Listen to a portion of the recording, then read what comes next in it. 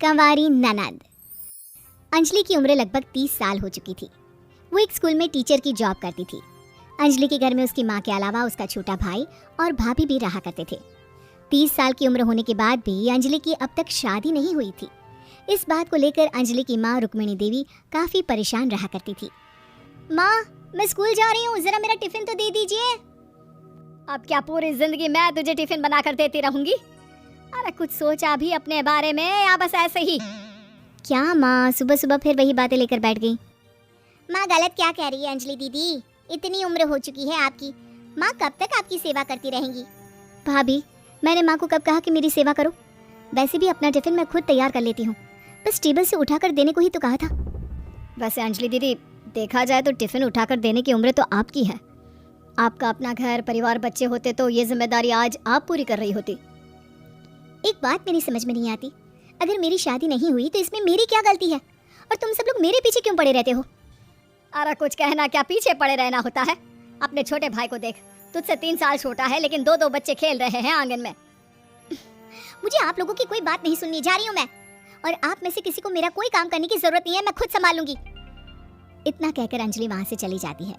शाम को जब अंजलि अपने स्कूल से लौटकर घर वापस आती है तो उसने देखा कि पड़ोस वाली निर्मला चाची वहाँ पर बैठी हुई थी। क्या बात है अंजलि बिटिया, नौकरी करके वापस आ गई? जी चाची जी, कैसी हैं आप? मैं तो ठीक हूँ बेटा, तुम बताओ शादी के बारे में कुछ सोचा या नहीं? अरे रहने दीजिए ना, इससे तो शादी की बात करना ही बेकार है। कुछ भी कहो तो गुस्सा करती है, बात बात पर आंखें दिखाती है। माँ, आप ऐसा क्यों कह रही है? मैंने कब आप पर गुस्सा किया?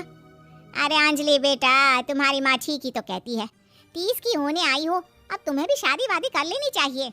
चाची जी, आप तो ऐसे कह रही हैं जैसे शादी करने से मैंने मना किया हो। रहने दीजिए निर्मला चाची, हमारी अंजलि दीदी को अभी तक उनकी पसंद का दूल्हा नहीं मिला ना, इसीलिए वो शादी नहीं कर रही। भाभी, ऐसी कोई बात नहीं है।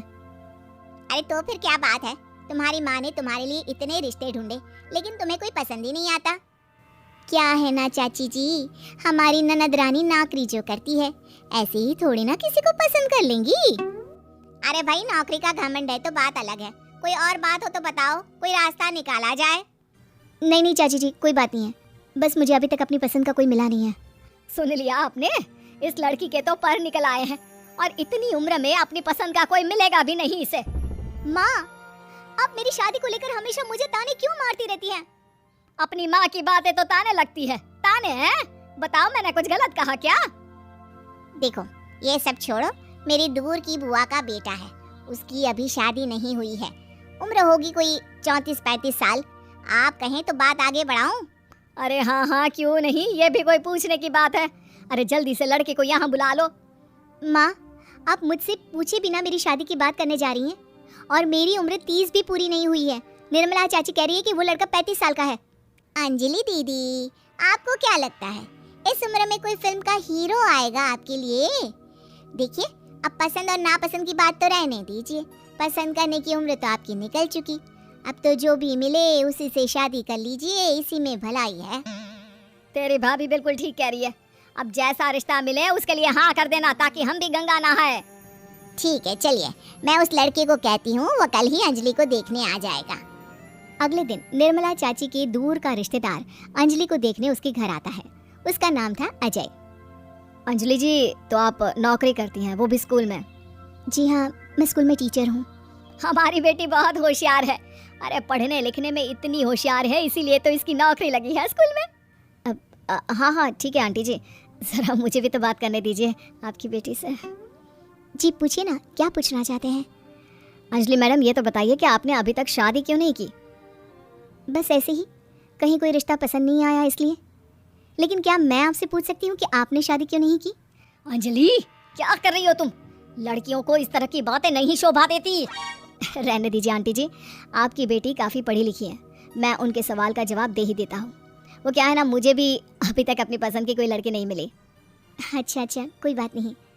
वैसे आपकी तनख्वाह कितनी है, कितना कमा लेती है महीने का? जी यही कोई 25,000 महीने। बस 25,000? इतने से क्या होता है? इतने से तो आजकल घर भी नहीं चलता। आपके कहने का क्या मतलब है? अरे मैं तो ये सोच कर आया था कि नौकरी वाली लड़की है, आराम से 40,000 कमाती होगी। माफ़ कीजिएगा, आपका और मेरा रिश्ता नहीं हो सकता। जी कोई बात नहीं, मुझे भी आपके साथ शादी करने में कोई इंटरेस्ट नहीं है। अंजलि, किस तरह की बात कर रही हो? घर आए रिश्ते को ठुकरा रही हो तुम। दीदी अब इस उम्र में आपको इतनी अकड़ नहीं दिखानी चाहिए। अच्छा खासा रिश्ता हाथ से निकल गया, कहीं ऐसा ना हो कि जिंदगी भर कुंवारी ही रह जाओ आप। कुछ दिन और ऐसे ही निकल जाते हैं और अंजलि की शादी कभी नहीं होती।